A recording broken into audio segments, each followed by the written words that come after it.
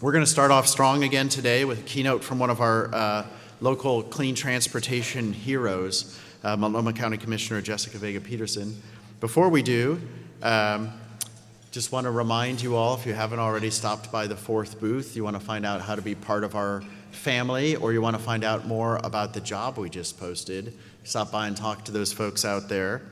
And to introduce this morning's keynote, we have Mark Verhoeven from our keynote sponsor, IES Energy, to say a few words. Where did Mark go? I know he's here. All right, come on up, Mark.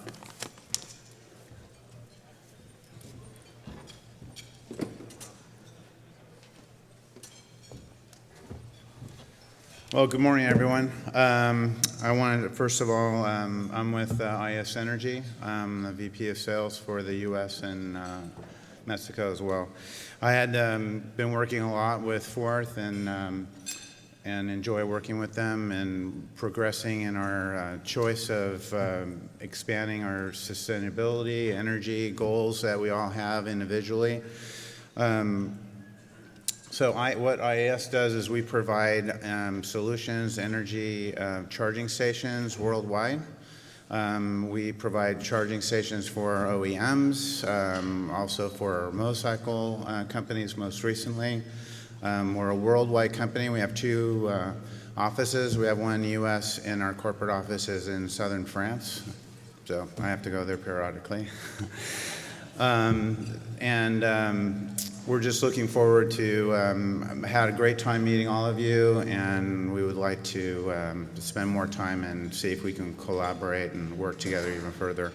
If you have any questions, feel free to find me during this event, and I'll be happy to look forward to introducing myself to all of you individually.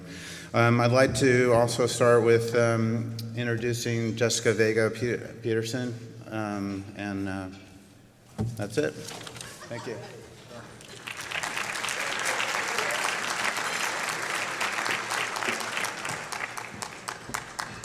That was like the shortest Swedish intro I've ever had. So, good morning, everybody. Thank you. There you go. Thank you. Thank you so much for having me here today. So, I wanted to start off my keynote by telling you a personal story. A story of why this issue of transportation and equity is so important to me. So, it's a story about my mom, who, as a young Mexican-American woman, did not like to drive at all. She grew up in the city, so she never really had to do that. But she could, and often did, take her 4- and 5-year-old daughters, while pregnant with a third, 1 hour each way from our house in the suburbs to visit her parents who still lived in the city. For her, taking the bus was freedom and agency to get where she needed to go without relying on a car. It allowed her to go places with her children in a way that she was comfortable with and at a cost that was reasonable for us. But the bus that we took from our suburbs went through and into neighborhoods that were especially blighted by pollution from oil refineries and steel mills, and intersected with freeways and highways. These were neighborhoods where people of color, including my relatives, lived. So for me, I can't think about investments in transportation system without also thinking about how our choices impact the people who have borne the worst burdens of a fossil fuel economy. I'm honored to talk to you this morning about the transportation revolution we're in, moving from the combustion engine to the electric highway. And how to be truly successful in this revolution, we must learn from the lessons of the past and place equity and social justice in the forefront of our minds as we enter a clean energy transportation future. Because while we've undergone many revolutions in transportation, from the wheel in the wagon, from sails to steam, from trains to planes, from buggies to BMWs, we've often failed to consider the collateral damage associated with these changes. While steam sped up our transportation system and shortened travel times, it also required immense natural resource extraction. First in the form of coal and then in oil, 2 carbon-intensive fuels that have subsequently unleashed havoc on our climate and caused immense unrest in oil-rich parts of the globe. The automobile worsened this situation, more than doubling down on our dependence on oil, but also producing issues we hadn't seen before: the demise of our urban streetcar system, suburbanization, white flight, and less communal transportation. I have another story for you. The story of the damage highway construction unleashed on the community that we're sitting in right now, which was once called Albina. Albina itself was once a separate city, with Portland on the west side of the Willamette River and Albina here on the east. After Portland annexed Albina, it saw an influx of African-American families who were priced out of the west side and limited in where they could purchase homes. During World War II, Portland's African-American population increased rapidly as shipyards on the waterfront employed thousands of workers throughout the U.S. Portland's black population increased from 1900 in 1940 to more than 20,000 by 1945. Many newcomers resided in what was called Vanport, an integrated housing development along the Columbia River created to accommodate all the shipyard workers. Vanport, however, was destroyed by a flood when a levee along the Columbia broke in 1948, and virtually overnight, 16,000 people were left homeless. Due to redlining policies used by banks and real estate agents, black residents had very few areas in the city of Portland where they could live, and Albina was one of those. Black residents moved in, and white residents moved out. The new residents started businesses, families, and bought homes when they could, but largely rented in the area. Popular neighborhoods you may visit while you're here in town, Williams Avenue and Mississippi Avenue, were the heart of the black community in Portland.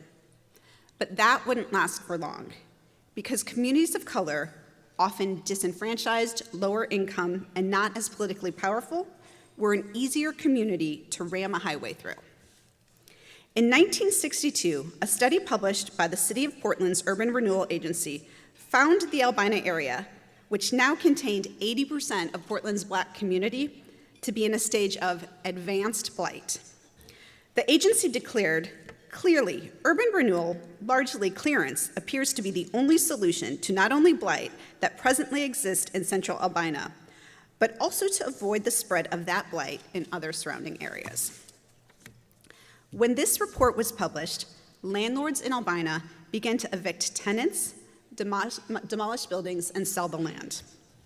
In the 1950s, the city cleared land for Interstate 5, as well as what is now the Veterans Memorial Coliseum, where the Trailblazers once played. In the 1970s, the expansion of Emmanuel Hospital further decimated the area, forcing over half of that neighborhood's black population to relocate. A neighborhood that was 68% black in 1990 was 28% black in 2010. The gash that Interstate 5 tore through the black community is one that we are still wrestling with today. A plan has been proposed by local leaders and advocates to re-envision the lower Albina area and re-stitch the community back together with a focus on affordable housing, workforce development opportunities, social justice, and diversity and equity in contracting work. One key component of this is a cap on Interstate 5, an attempt to heal a mistake that was made 6 decades ago, but that we're still living with today. We know our transportation system can move people around, get them from work to home, but it can also dislocate and force people out of neighborhoods. After all, one person route that connects them might be the same thing that severs another's community. So we need to look at all angles of transportation to ensure that we do more connecting with the community, especially communities that have borne the brunt of past injustice. What our transportation system does, move people to work, school, home, and play, and move goods to market, are vital to our community and our way of life. But we have to do things differently in how we think about transportation, because our planet is approaching a breaking point due to the environmental damage we're inflicting. We're seeing sea levels rise faster than expected. We're seeing wildfire seasons become longer and more devastating. Here in Portland, we've woken up to ash-covered vehicles from wildfires, not flowers, and experienced weeks of poor air quality caused by fires as far away as Colorado and Southern California. Droughts have become more intense, severe, and frequent. We know species are dying off at an alarming rate. and scientists are warning of an extension crisis similar to what was seen in massive die-offs caused by cataclysmic conditions. Because of such dire predictions, we're understandably seeing mobility, a major contributor to climate change, come in direct conflict with concerns about climate. The I-5 capping project I mentioned a few moments ago illustrates this point. The project, as funded, involves adding an auxiliary lane on I-5 to fix a design flaw in a terrible interchange system, essentially underneath where the freeway capping project would occur. The state legislature has funded the building of the auxiliary lane, but no one has funded the capping. There are many vocal critics here in Portland of adding the auxiliary lanes, and they are allied with many who want to see the capping project done. But the idea that we're going to reduce emissions by grinding our transportation system to a halt doesn't make sense to me. We shouldn't use congestion as a climate change strategy. People will change their work schedules, therefore go other activities, and they will travel longer lengths of time just so they don't have to give up their single occupancy vehicles, particularly when we lack a fast, convenient transit system. But we also shouldn't widen freeways and expect to see anything but increased demand. There are other tools available that can reduce carbon emissions while allowing people to get to work and home in a timely manner. Value pricing, charging people to use the roads based on demand, is one such tool. I sat on the advisory group that made recommendations on just such a policy, and now Oregon is working with the federal government to implement such a plan. But even with congestion pricing on the table, care needs to be taken to focus on racial equity to ensure criteria is built into the system that protects low-income individuals who will bear more of a burden in a regressive tolling system. Transit credits, subsidies for low-income drivers, and investment of tolling revenue into transit and multimodal infrastructure are some of the ways that we can do this. And as we know, another critical tool in reducing carbon emissions are electric vehicles. This audience especially is undoubtedly aware of two facts. First, sales of EVs are booming. Last year, BYD, a Chinese company, has sold over 250,000 EVs. The company's already a major player in the electric bus market here in the US, and they soon want to enter in the US car market in the next couple years. Tesla was a close second to BYD with just under 250,000 cars sold last year. And we have many other car manufacturers that are coming in at right around 10,000 vehicles in sales. So we know that there's a major shift underway in the market to produce EVs, given our rapidly evolving automobile market. But the second fact that we know, that with over 1 billion vehicles in use worldwide, a couple million EVs are only just the start of a revolution. It will be a long turnover, particularly considering the change that we need to effect if we're going to avoid cataclysmic climate change scenarios. So our mandate is to answer the question, how can we speed this transition up? The answer, focus on serving everyone, not just the elite. So last month, I am very proud to say, I purchased my first all-electric vehicle. Yay! It's a Honda Kona Electric, and I love it.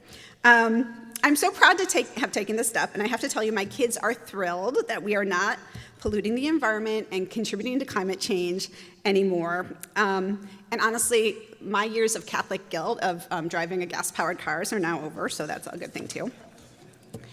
But I do have to say that this car is expensive. It is the most expensive car that I've ever purchased.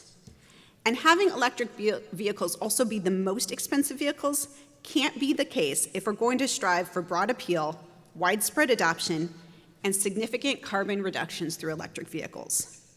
We need to make these vehicles appealing and accessible to all households. That means not only making them affordable, but also making the infrastructure extensive and easy to access. Here in Oregon, we are working to making EVs more accessible and affordable.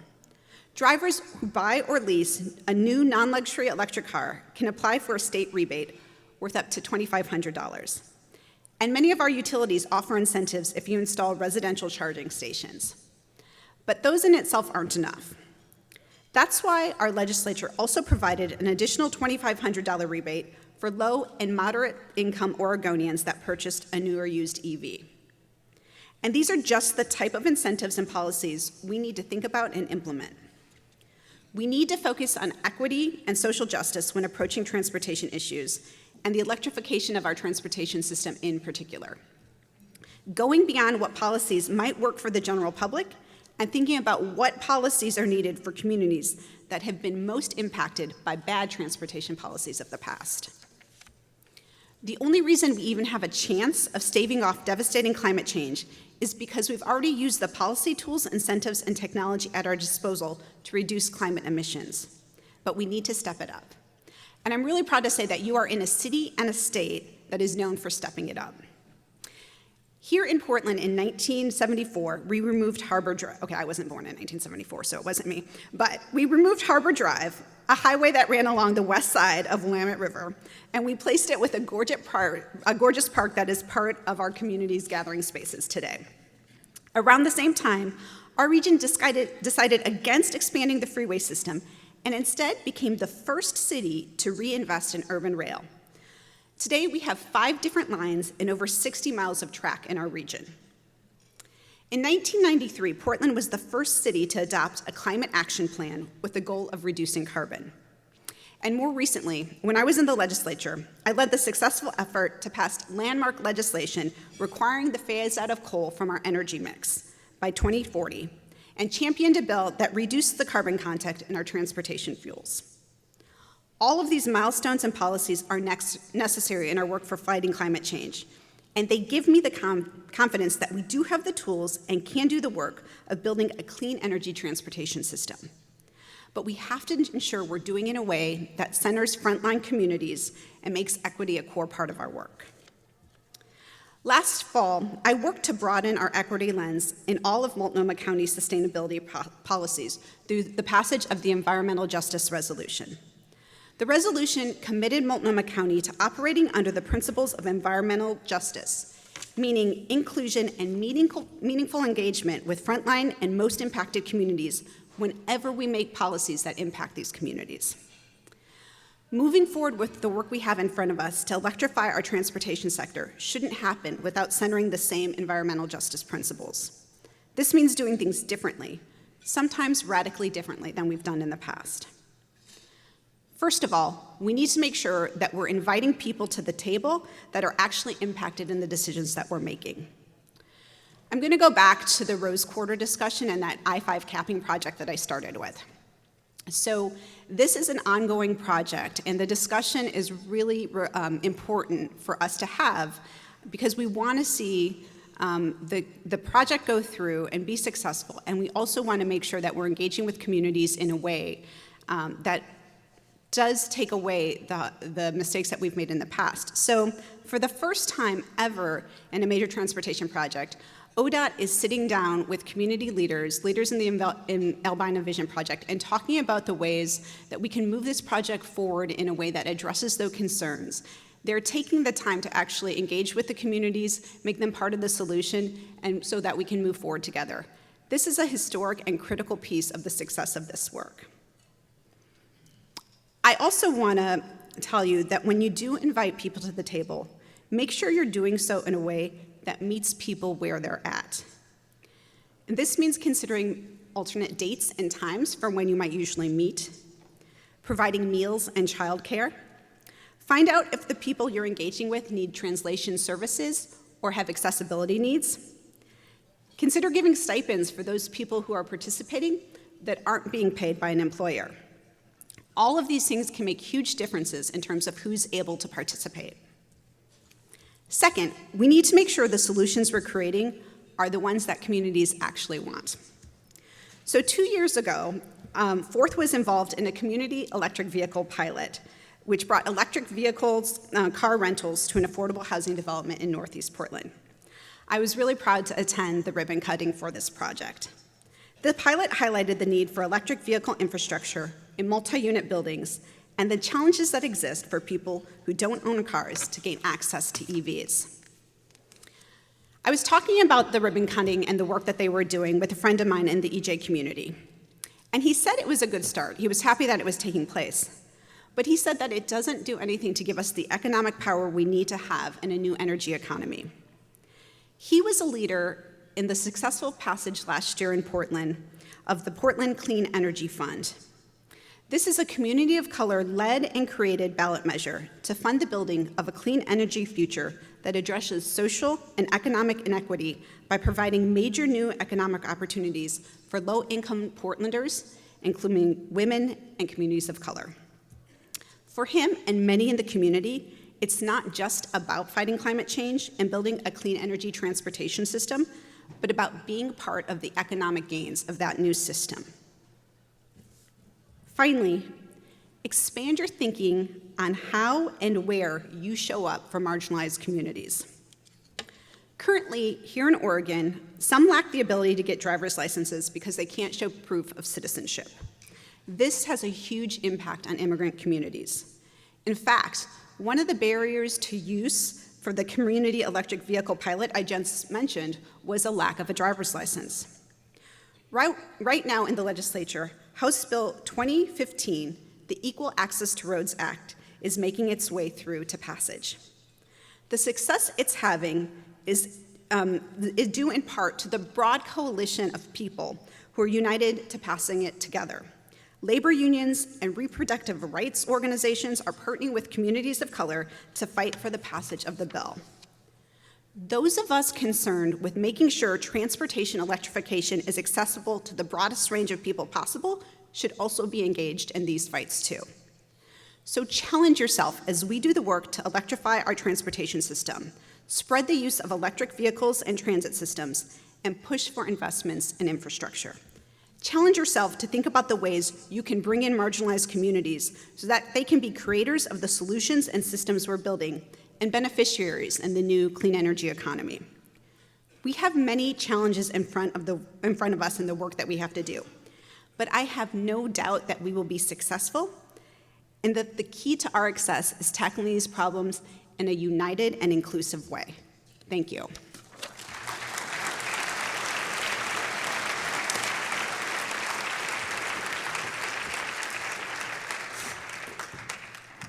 Thank you so much for that.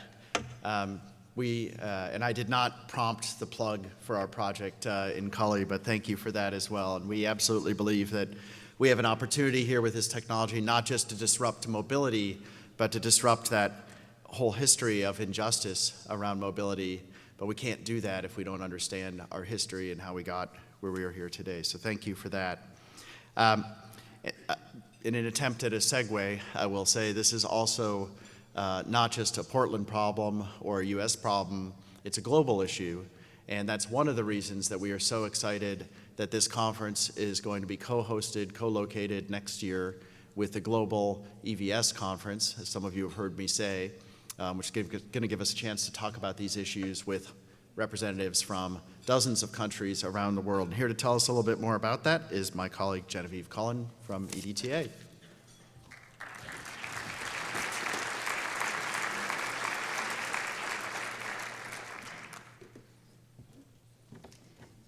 Good morning. It's good to see a lot of you here, the familiar faces, those of us who have been working on these issues for a long time and have brought us pretty much to this crossroads we're at today. I want to thank Jeff for putting on a great event. Roadmap is a particularly great gathering of folks, and part of the reason we have joined, asked Forth to join us as a local partner in hosting EVS 33 here next June.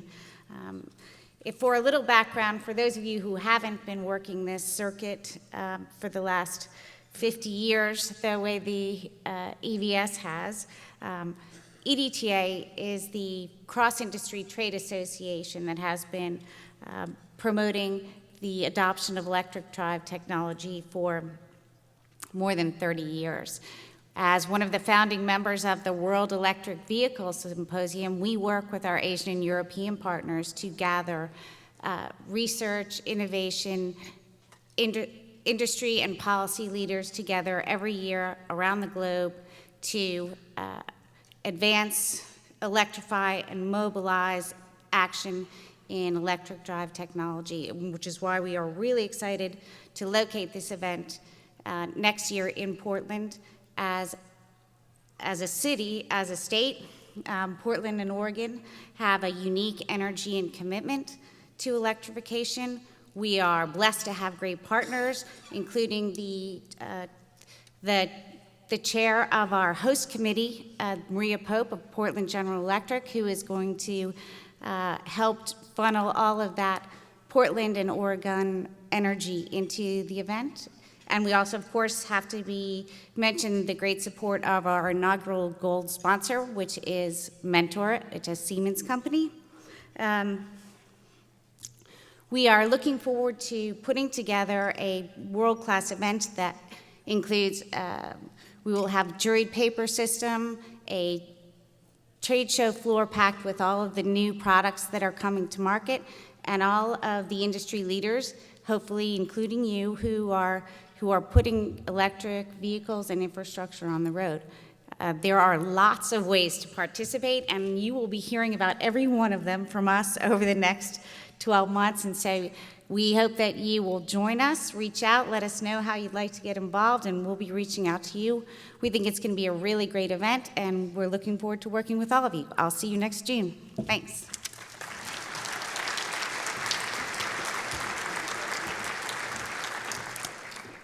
All right, so if you haven't already marked your calendars for June 14th through 17th next year, you can do that now.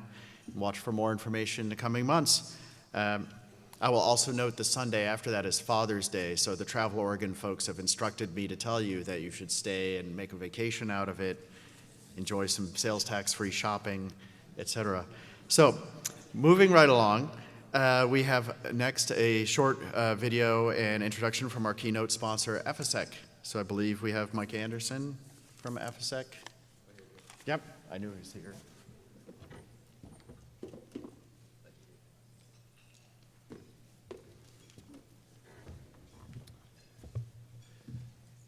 Good morning. I'm Mike Anderson with EFSEC USA. I'm the CEO and responsible for North American operations for mobility here in the U.S. Glad to be a sponsor with Forth this year.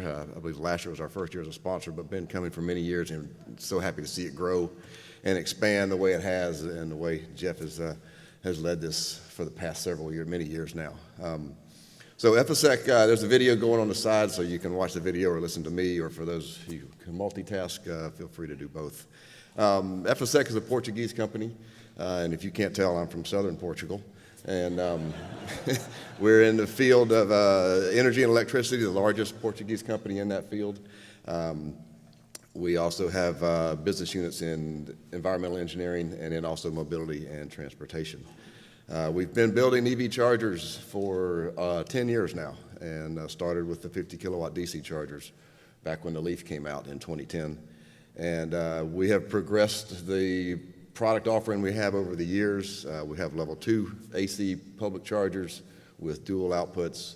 We have DC chargers in the range from 20 kilowatts all the way up to the new 350 kilowatt chargers that are being installed in Europe and in North America right now.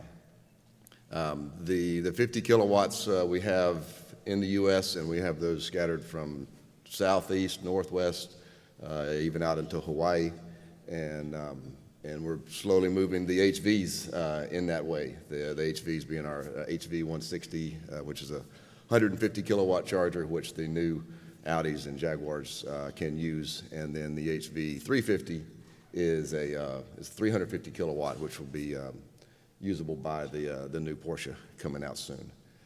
The great thing about these chargers being a wave of the future and higher power and higher voltages is that they can also charge the existing 50 kilowatt cars that are out there today. So it doesn't matter if the car is a 2013 i3 or if it's a 2020 Jaguar or Audi. All of those chargers, the HVs, can charge all of those vehicles. You can see on the video now some of the chargers we have in Europe. This is a QC Bus 150 charger, it's 150 kilowatt, that Porsche has at a logistics facility running between there and their production facility The truck is electric. There's a 150 kilowatt charger at each end of the route, and so the truck is able to recharge during loading and unloading at each of the facilities. We're already installing the HV 160s and 350s in Europe and in the U.S. here. This is an installation in Germany. For those of you not aware, in order to get to the 350 kilowatt rating and amperage in those chargers, the cables are liquid cooled. So it's a new dynamic in the charging as that technology gets put out and installed in Europe and in America here with the new Electrify America sites all around the country. Coming up, you'll see another video of a 50 kilowatt charger that we partner with Shell in London that gets used for the London taxis in and around the city. So those will be placed at gas stations so they can have the option of gasoline or electric fuel at the same station, and I believe that will be that is a coming concept for here in the U.S. as well, for people to have both options of fuel at the gas station. And then I think shortly after this, there are some pictures of the Electrify America chargers that we've installed. We're one of the 4 vendors selected to install. Most of our chargers are on the East Coast, from Miami up to Maine, I believe, and about every 150, I think, the miles between the sites. So some of these are 150 and 350 kilowatt chargers at those sites. So we're, as I said, we're happy to be a sponsor for 4th this year, and happy to be a part of the future of fast charging coming up with this plenary here, and I'd like to welcome John Voelcker, who will be leading this discussion. Thank you.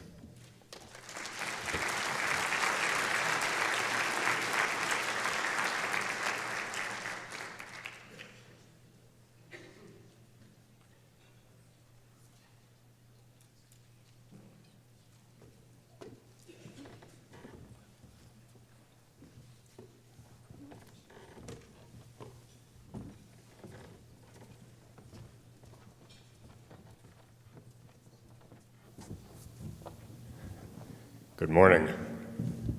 Good. One more time. Good morning. Thank you. All right. I have the great good fortune and honor to moderate this panel on the future of fast charging, which probably could deserve its own conference of several days all by itself. We have 2 very distinguished gentlemen here. I'm going to let them introduce themselves. Oleg Logvinov on my left, and Takafumi Anegawa to his left. I should note that Anegawa-san received the 4th Career Achievement Award last night, but the honor I was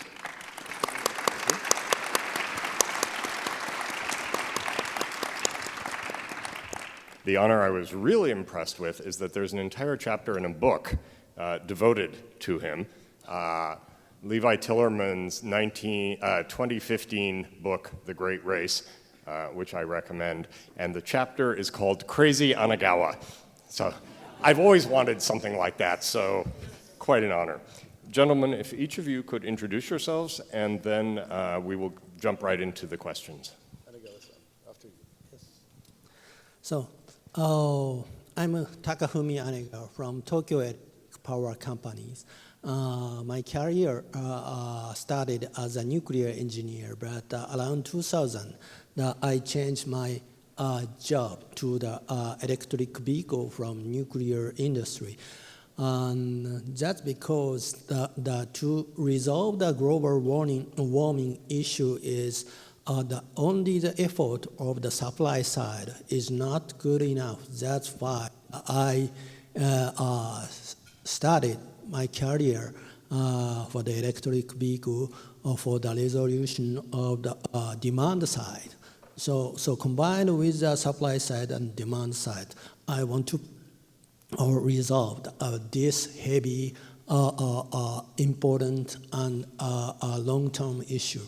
And unfortunately, 2011, we caused a nuclear accident So during 7 and 8 years, I had to go back to the nuclear to settle down. Did that accident.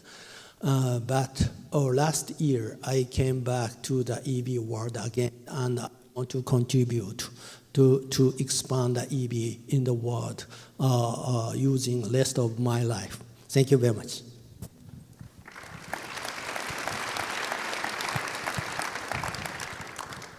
Good morning, everyone. First of all, I wanted to thank Force for organizing this wonderful conference. It's really a privilege and honor to be here and be part of this panel with this distinguished gentleman. So thank you. It's really amazing. Amazing event, amazing people, amazing conversations.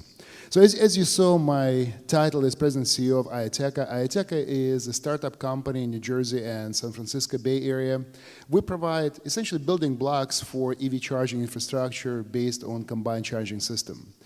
But I also have another hat to wear. I'm a spokesperson for Charging Alliance, the organization of over 170 companies that essentially is driving the adoption of electric vehicles through the promotion of combined charging system as a unified standard for charging of AC, DC, and super high power charging vehicles. A little bit about my personal history.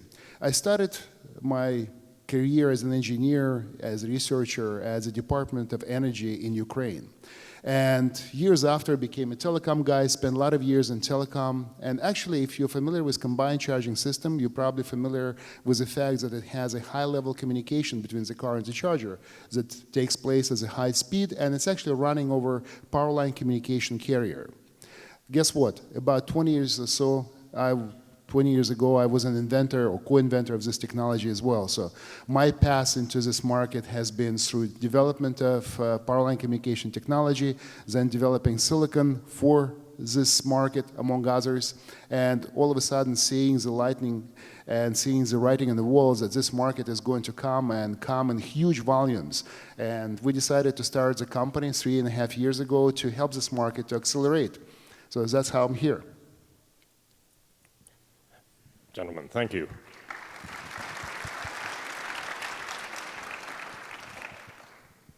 As probably most people in the room know, when you talk about fast charging in general, you have at least 4 global standards.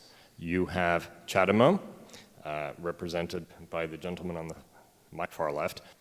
You have CCS. You also have Tesla. We do not have a Tesla person. The empty chair was a coincidence, truly. And you also have a separate standard in China. This looks incoherent to the outside world. But what I would like to start off with is looking at fast charging. I note that the first 50 kilowatt CHAdeMO station is roughly 15 years old, is that correct? 15? Yeah. The first Tesla supercharging station went in spring of 2013, so it's only slightly more than 6 years. And we are now talking about fast charging for some kinds of vehicles at up to megawatt levels. So that's a lot of progress very quickly. What I wanted to ask each of our panelists is, can you talk about where fast charging was 5 years ago, where you see it now, and where it will be 5 and 10 years in the future? And Anegawa-san has a very small number of slides. We were ruthless in limiting him to slides, but you can see there. There. So where is fast charging today? Yes. To answer that question, I want to explain what CHAdeMO is. Many people misunderstand CHAdeMO is a connector shape different from CCS, but CHAdeMO is like this.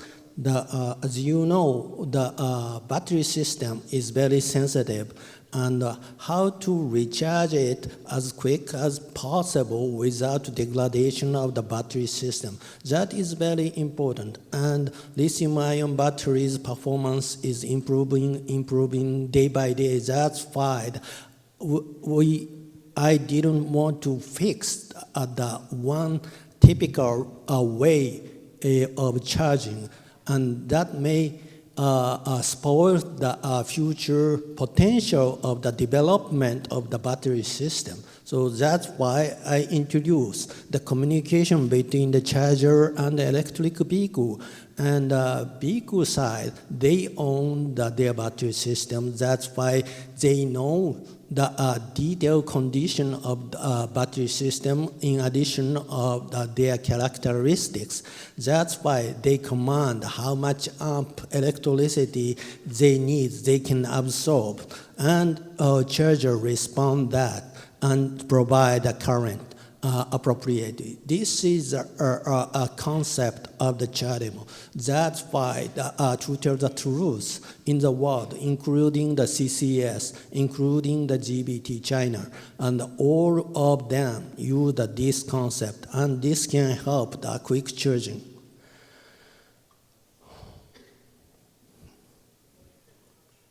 Yes, and I want to mention about past. The 2001, I visited Sacramento, California, and we observed a conflict about charging infrastructure. At that time, only slow charger are available. Left-hand side, inductive charger, right-hand side, the conductive charger. Both of them are a slow charger, but they conflict each other between the GM and the Ford Motors. That's why, observing that, I decided I'm a utility guy. I'm a neutral position. I don't belong to the OEM. That's why we, the utility company, have to establish a neutral, very fair infrastructure for the electric vehicle. That's the idea to develop the fast charger.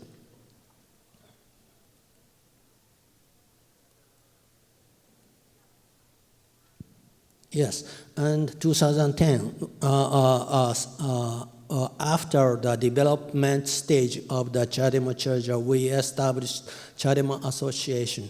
And this CHAdeMO Association and the mission is to collaborate among the members and try to find a minor failure as soon as possible and fix that for the user. That is the basic concept. It is not a mission to dominate the market. It is not the mission to earn the money by the deployment of the charger. This association mission is to provide a fair and safety and compatibility, a good compatibility charging system. And that's why there's so many members of the CHAdeMO right now, beside Japan, in Europe and United States, other area in the world, about 25,000 units are already available.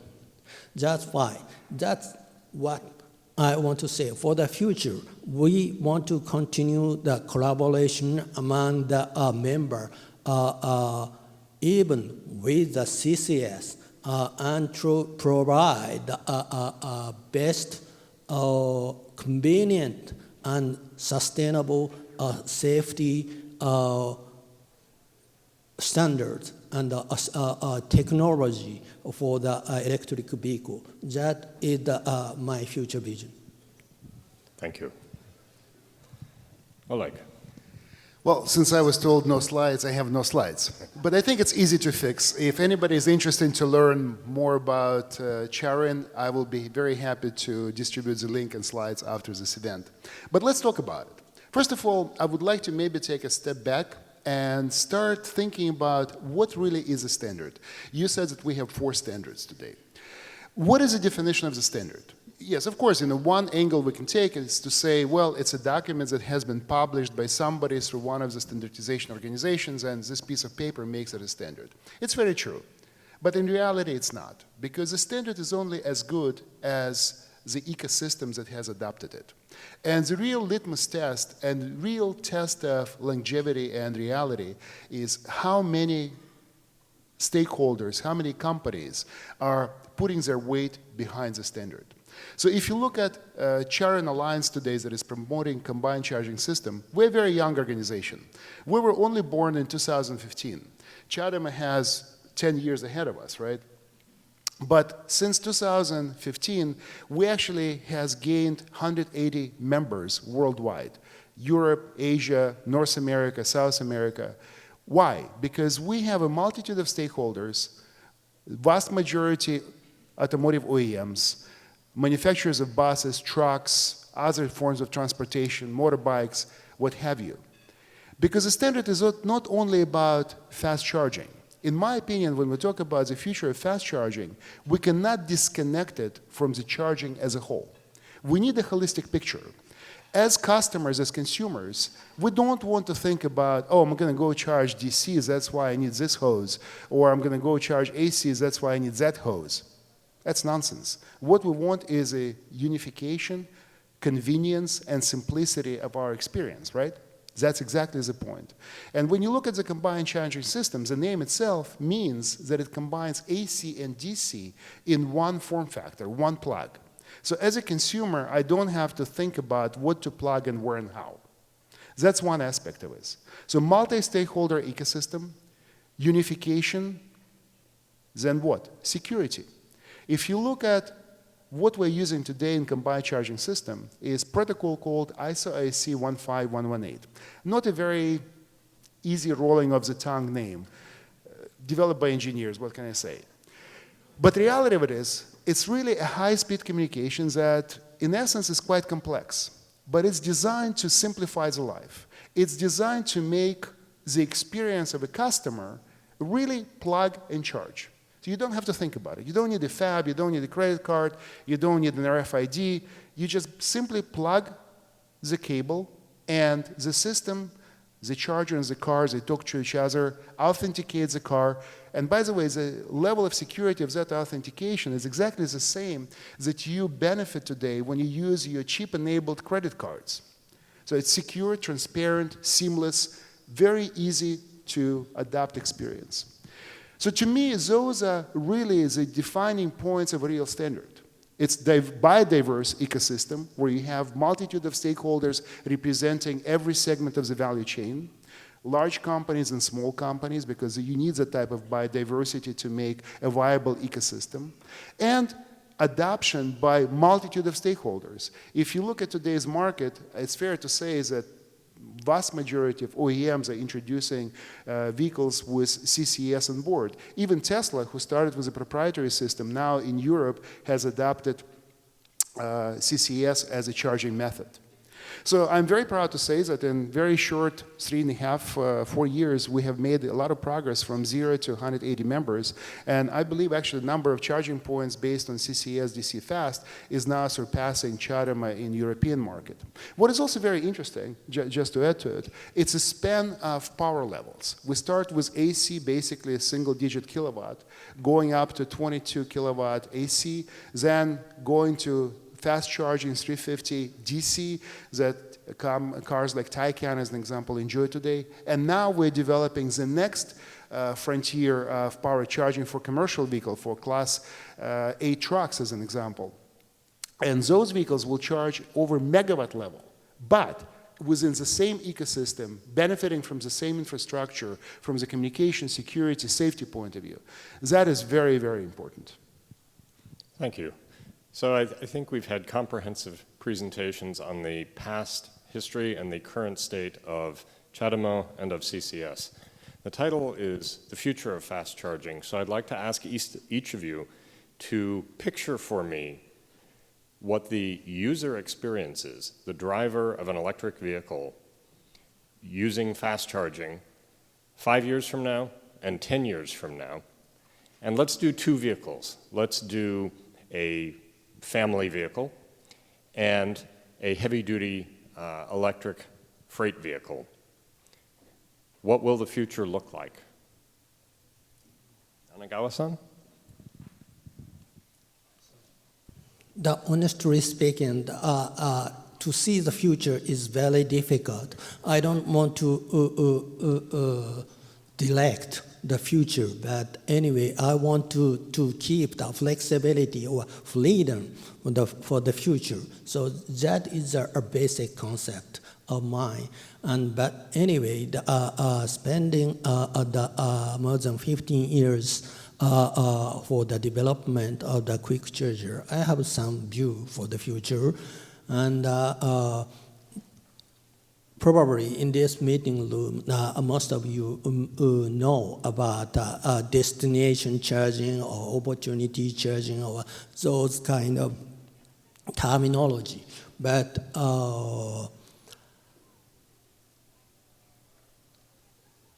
for the usage of the quick charger can be varied, can be diversified the many ways. I cannot say that simply it opportunity charging or destination charging of the, for example, depend on the destination, if it is a supermarket, if it is an airport parking lot, or if it is office space, office parking lot, depend on that, how long the driver are going to park there. That can be a change, depend on the situation. That's why sometimes normal charging, lots of normal charging are helpful, but I believe a substantial number, not huge, substantial number of the quick charger can help lots of the user in context of the even destination charging. For example, the parking lot of the airport, or there's so many chargers, a normal charger. In the Los Angeles airport, I found tens of the normal charger, but tens, that number is not good enough. Probably hundreds. So for the future, if compare the hundreds of the normal charger, tens of quick charger can help the more number of the EV user. So we have to pay attention carefully the usage of the charging infrastructure, and we have to supply the best solution for them. That is a future idea I have right now. Okay, so looking at different use cases and figuring out what the right kinds of charging is, whether it's slower charging for longer periods or faster charging for shorter periods. Oleg, what do you see for the future 5 and 10 years from now? I actually quite agree with Anegawa-san. We need to develop an ecosystem and the future of this technology that caters to very wide variety of use cases, because at the end of the day, it is up to the user of this technology to decide what they want to do, how they would like to do. And our job is to create a platform that enables them to do so. But before I go into further explanation, I would like to ask the audience. So how many of you know what Wi-Fi is? Can you raise your hands? Everyone, right? How many of you know what home RF is? One? Okay, I'm sorry, you're dating yourself. You're like me. So home RF was a technology, was actually existed probably 6-7 years before Wi-Fi took its birth.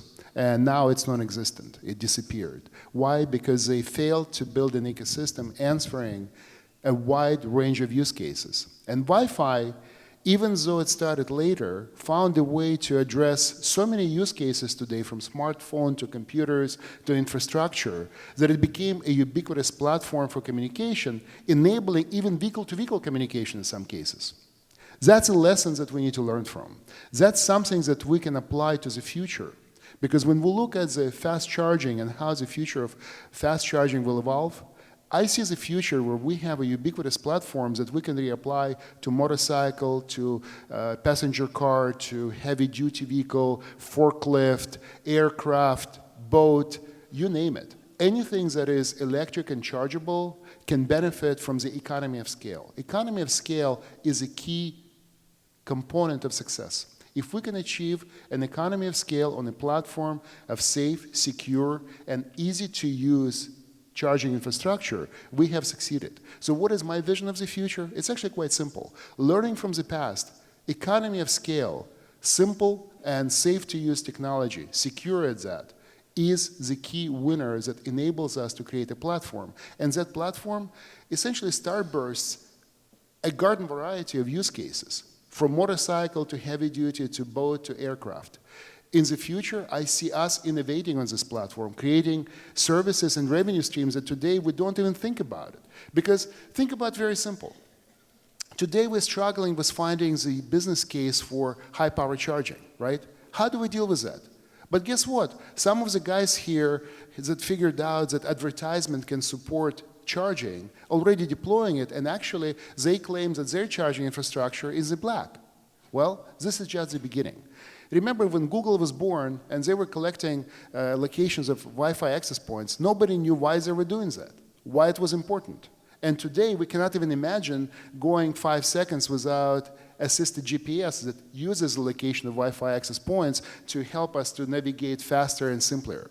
So that's the future. The future is not written yet, but a common scalable platform that combines security, simplicity, transparency, and wide variety and range of use cases is exactly what we need to build to enable this future. Thank you.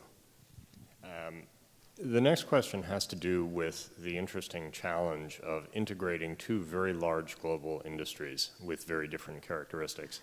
I came into this, I realized I forgot to introduce myself. I ran a website called Green Car Reports for 9 years. We wrote a lot about lower and zero emission transport. And it turned out our readers had a much deeper interest in the energy ecosystem that surrounded plug-in vehicles than we expected. So I learned a lot about that.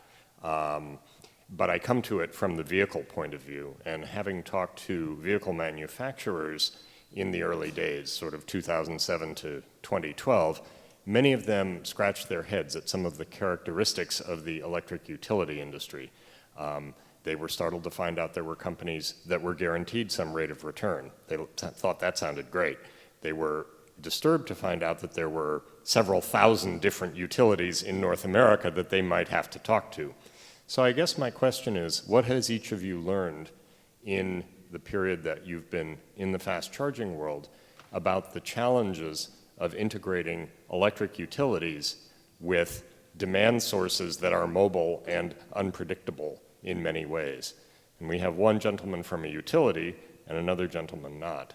So Anegawa-san, what do we know from experience about integrating automakers and electric utilities for fast charging? Yes, talking about the utility company, it's a fortunate or unfortunate, I am not sure, but you know the United States deregulation happened a long time ago, and it's a utility company split, and excuse me, still heavily regulated by the government, by local government. 50 governments, one per state. Yes, and about 10 years ago, at the time of the GM EV1 appeared to the market, some utility tried to deploy the charger, but only one or two utility cannot help the enough number of the charger. So I know that Southern California, Edison, and PG&E played an important role to deploy. But at that time, number is around 100 or 150 normal charging for the public charging. So I discuss with each company, and sometimes I discuss with the EPRI, sometimes EEI, to collaborate to support the public charger. But probably some business reason, they consider there's no future for the electric vehicle, so to invest much money for the public charger, it's a waste of money, they considered. And sometimes power utility PUC, they were influenced by the people, and people did not want to ride a limited performance electric vehicle at that time, so they consider it is not efficient usage of the people's money. So it was so difficult to get a consensus among the utility company to support the public charger. But now the circumstance is different. How would you describe the circumstance today? And what do you see for utilities going forward into the 2020s vis-a-vis fast charging? Yes, or include PGE or in Portland. The many utility company right now consider to the investment, substantial investment for the deployment of the charging infrastructure, but they are now considering which strategy is a best investment for them, but there's no consensus still. But OEMs, they competing each other so severely. That's why only to ask the OEM what is the best is not good enough. So we have to look up the history of the electric vehicle and what's happened in the past, and we have to prevent same deja vu happen in the future. That is very important. So we are now to try to do the tight communication on the utility company in United States too. Oleg, what do we see in the future for connecting these two large industries? Well, we're the guys in the middle, right? What we provide to the industry is on one side modules that goes into the charger and faces the car, and on the other side we provide cloud platforms that interfaces with the utility. So we have to bring those two worlds together. You have to sell to both of them. Exactly, and actually in a way that benefits both of them. I don't know how many of you have seen a commercial from BP about charging the horse. Have you seen it? I strongly recommend just Google charging the horse. It's a fantastic commercial from BP comparing what we're living through today to what happened about 100 years ago when we switched from horse and carriage to an automobile, right? It was a shift in the infrastructure. Before you had to deliver hay and water to horses that needed to recharge. And then it all of a sudden became gasoline that needed to be pumped into a trunk. So we're living through the same. We're essentially now creating the new infrastructure, new ecosystem where players that haven't played before together now have to learn how to interact with each other. You say challenge, I say an opportunity. Because the reality of this matter is very simple. We don't have today plausible structures and rates as an example, but we can create them. It's going to take time, but example from the past tells us if we were able to bring oil industry and automotive industry together to create an infrastructure, I think we will succeed this time around bringing utilities and automotive industry together. What will happen as a result? I think a lot of new business models. It's not necessarily selling electrons that will drive this market. There will be opportunity in business cases, such as an example, advertisement support to charging and others, that we even haven't thought about today, that will drive and propel this industry forward. I'm very optimistic. I don't see it as a challenge. I see it as an opportunity. Will it require some monumental moves from the utility side and from automotive side? Of course. But you already see people involved in that. You already see writing on the walls that people try to collaborate together. As an example, inside of Charin, one of our working groups is called grid integration. And we see utilities and automotive guys sitting at the same table and talking about the same problems and how to solve them. Our conference that took place just a few weeks ago in Reston, Virginia, it was hosted by Electrify America. We had several panels, actually thanks to SIPA and Erica, who moderated one of those panels, where we actually had a fantastic engagement of utilities and OEMs discussing exactly the same problem. So dialogue is already on the foot. People are already trying to define how to solve this problem and turn it into an opportunity. So I'm very hopeful that we'll see a lot of very interesting things. Thank you. This is the point, we're slightly more than halfway through this. This is the point at which I say If you have questions for our honored panelists, and we probably have a few hours worth, but we don't have the time for that, please enter them into the conference app. I have the magic iPad here, and I will go through them and present them. We'll do about 15 minutes of Q&A after we wrap up. Go ahead. Talking about a be equal to X, a be equal to grid, or a be equal to home, that kind of technology, without consuming a lot of time. With the CHAdeMO already established that technology because the CHAdeMO is a very simple rule. We don't have the intention to introduce the complicated system, but the CHAdeMO Association is a collaborative association, as I said before. Right after the 2011 disaster, we observed that electric vehicles can be used to help the people in that condition. That's why the collaboration between the OEM and the charger manufacturer very quickly to establish, make it happen. That the be equal to home or be equal to grid technology, that's why. So that is a reliable or standard already in CHAdeMO Association that we can use that, and even in our company, in our research institute, and many home, there's already the V2 home and V2G, the equipment in Japan. Instead of introducing a complicated rule to keep the status as simple as possible, that is very key. For example, authentication method, 15.11.8, he mentioned that there's a so long discussion about that.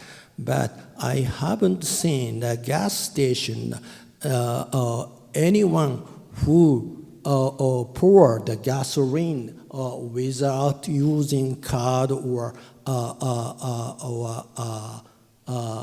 bidding the system. So why we have to introduce a complicated system to make it happen only for the electric vehicle.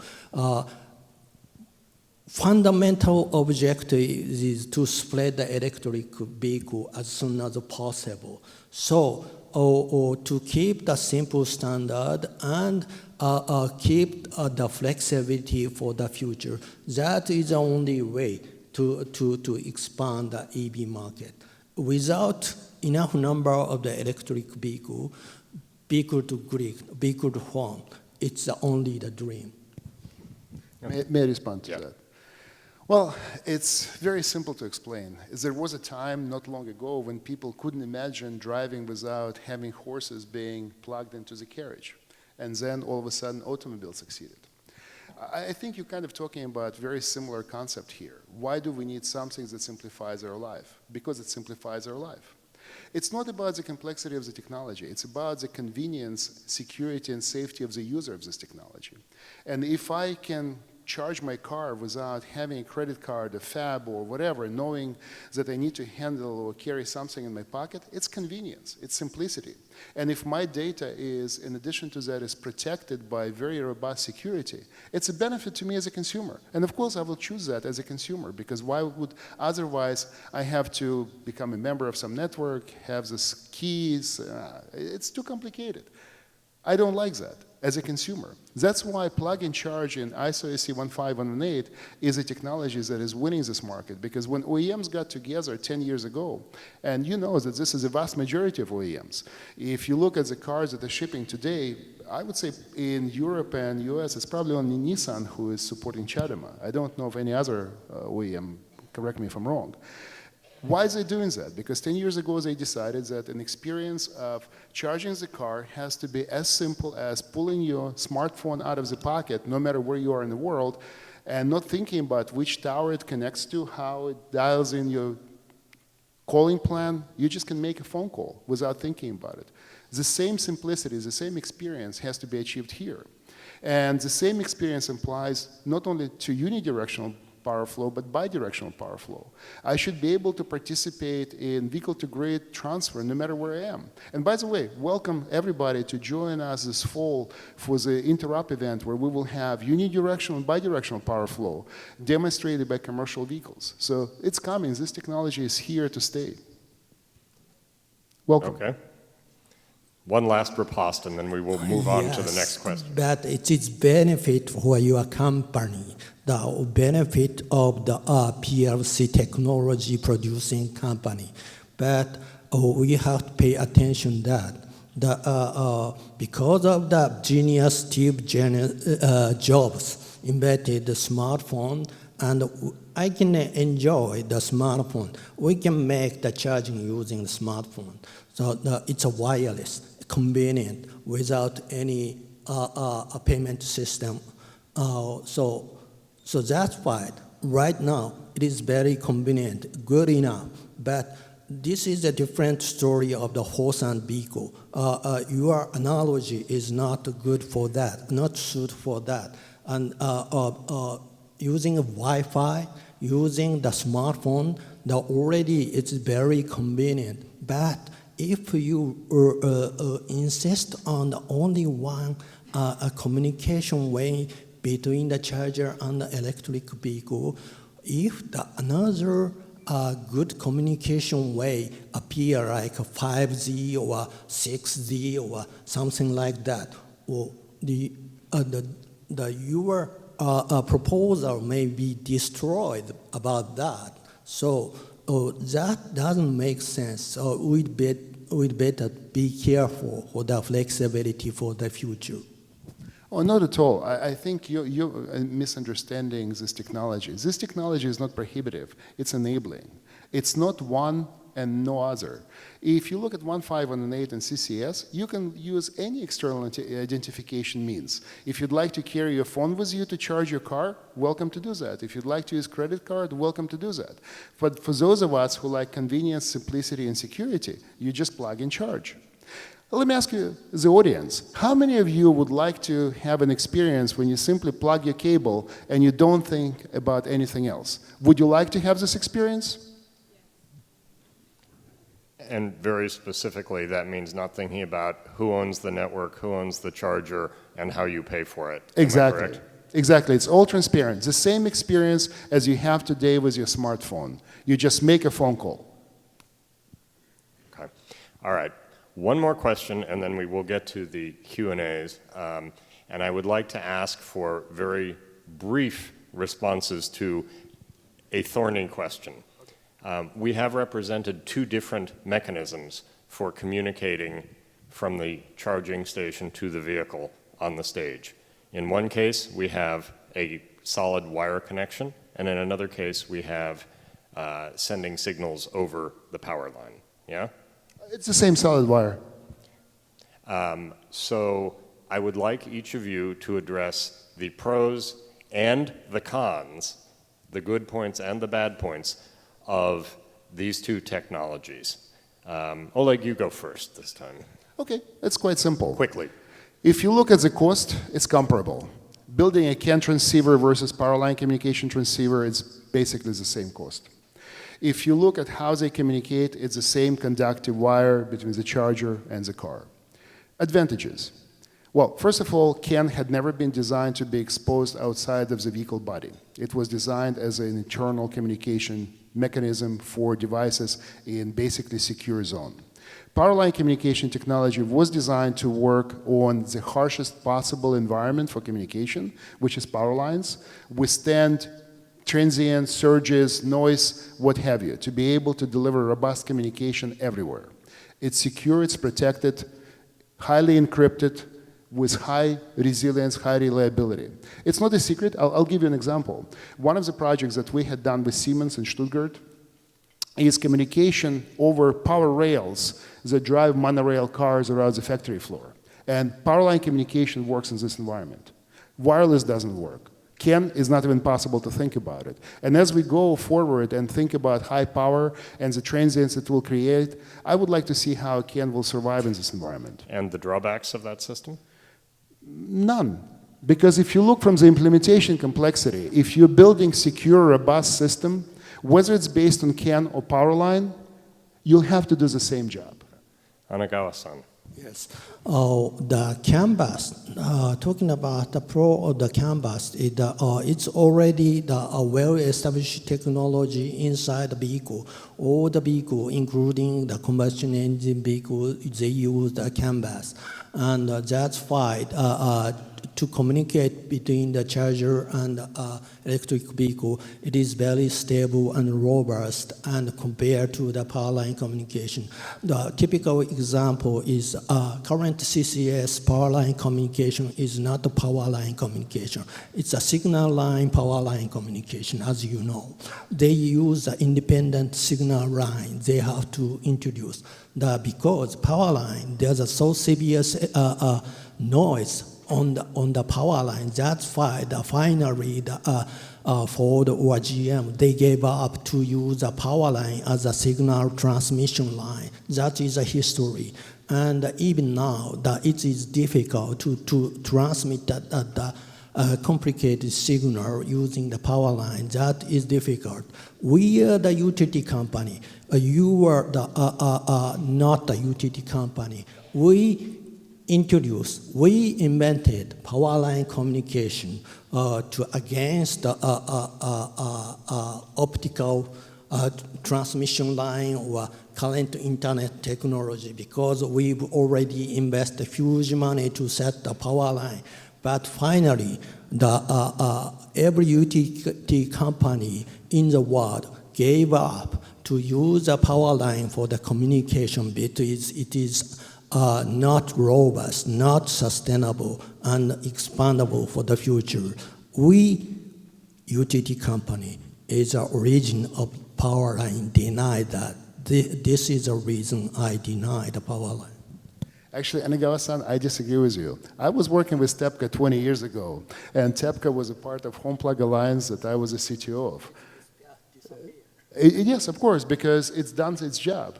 But your colleagues who have promoted power line have contributed quite a bit into its development. And the reason today why utilities are not using power line for high-speed communication for commercial purposes is because it's not a regulated business. And utilities in many parts of the world, including Japan, got burned in deregulated businesses. There is another very good point. All of the utilities of the world using power line for automated meter reading and smart metering. If you look at the deployments in China as an example, where the networks are not very clear, you will see that high-speed power line communication, similar to what we're using today between vehicle and charger, is already deployed in 10 millions of points and plus, and this number is growing with every month. You look at Europe, automated meter reading is, I come from ST Microelectronics. I built chips in the past. Pretty much all of the Europe, you look at France, you look at Italy, you look at Germany, is using power line communication for automated meter reading and smart meters. So your statement is not entirely correct. Yeah, but a single person in this meeting room enjoy the power line communication for the internet? Please raise a hand. No one. This is a fact. Okay. We're going to move on to audience questions. How many people are using CAN for internet access? We really need 90 minutes for this. So, rolling some questions together. How do Charon and Chatamo each plan to accommodate charging of 1 megawatt or higher for the actual future? It's very simple. We already have a task force that today comprised of probably 90 companies from multiple regions of the world. We have worked for the last 18 months, and we developed a technology that is currently going through the final stages of the approval that allows us to deliver over 1 megawatt power to the commercial vehicles, and we're maintaining backwards compatibility with the existing infrastructure. So it's already done. It's already accomplished. Talking about 1 megawatt charger, I should be very careful about that. We are the utility company. We are using more than 1,000 megawatt power generator for our internal usage. The technological point of view, it is possible because we are using ultra high voltage, high power system in our facility. But talking about public charger, most of you are not professional engineer of the electricity. We have to pay attention about that. So there will be some abuse of the equipment, and most of they might be careless about that. So that's why to increase the power level to higher and higher, it is. This is my personal view. It is not so suitable for the public usage. A typical analogy is a maximum speed or limit of the freeway. Probably United States, more than 120 kilometer per hour you drive, that may be around the maximum speed. In Germany, there's no limit for the maximum. So no limit of the maximum is enjoyable. It is good for the limited number of the people, but considering the safe society and safety of the user, we, the professional utility electricity engineer, have to pay attention about the safety of the user. That's why we should have some limit of the maximum power. To say the development of the 1 megawatt or 100 megawatt, it is so easy. We are using the 1,000 megawatt power facility daily basis, but not for ordinary people. I completely agree with you. And if you look at the development team behind this technology in Charin and CCS, it comprised of fleet operators of heavy vehicles, utilities, and people who actually develop this technology and deliver power. So I'm very confident that the solution brought to the market will address all of your concerns. Okay. Next question. One that is local to North America, but I think of concern to any electric car driver, including most of the people in this room. Will we ever see a single fast charging standard in North America? Today, Electrify America charging sites have multiple standards, but they do not reflect the spread of cars on the road today, which is to say perhaps 11 CCS connectors and 1 CHAdeMO connector. What is the future for fast charging in North America among multiple standards? Either of you. That depends on the wisdom of the people. And everyone said CHAdeMO supported only the Nissan. It's not precise. The many automakers support that. And behind the discussion of the open market, because it's safety and the secure and compatibility is good, but the consumer, most in this room should be the consumer of the EV. They should pay attention who really want to produce the electric vehicle.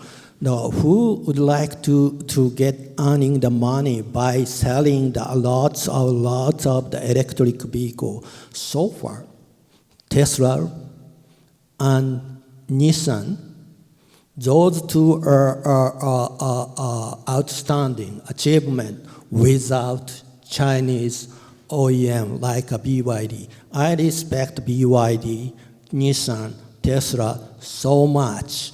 The only talkative organization to say that we can start selling the EV by the 2020 or 2022 or 2025, I cannot believe that. So the fundamental object is not the unification of the standard of the charger.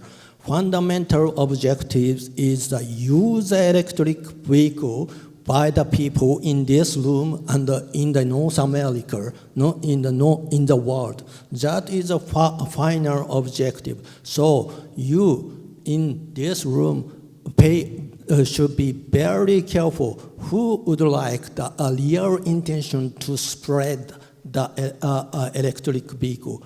Elon Musk, he does. Nissan, they do. And others, I'm watching their real intention. If they have the real intention to spread the electric vehicle, they are colleague, they are the friend of mine. First of all, totally agree with you. It's a consumer choice, and consumer always chooses the simplicity.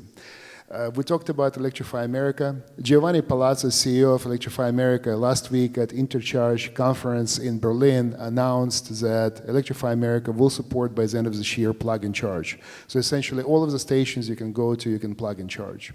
And by the way, I encourage you to talk to Hubject guys. They're here in the room. They will explain to you the benefits of plug and charge and how it works and how secure it is. In terms of how many cars will come to market with CHAdeMO versus CCS, I think we have, about 200 plus models coming within the next 4 or 5 years. How many of them are CHAdeMO? I know only 2 Nissan, right? 2 Nissan cars for European and US market. You're right, Tesla is still in US based on Tesla technology, but Tesla in Europe is already shipping with CCS. So I think the clear sign of convergence is happening today, we see it. But at the end of the day, it's a consumer choice. And if I am the consumer, I'm choosing safety, security, and simplicity. That's what I want. And I would like to be able to charge from any charger anywhere, regardless who produced it. Will it be one standard? Well, look, Wi-Fi today is the only one standard, right? And there were 5 or 6 different standards when it was the beginning of wireless communication. So technology follows the same patterns. We cannot change that. Unification and convergence is important. Economy of scale drive markets. And that's what I'm looking forward to. Okay, thank you. I'm going to close with a question simply because I've never seen this question before in comments on the site or anywhere else. I think maybe I know the answer, but I'd like to hear each of you address it. What's so difficult, anyway, about offering a CCS to CHAdeMO connector or vice versa?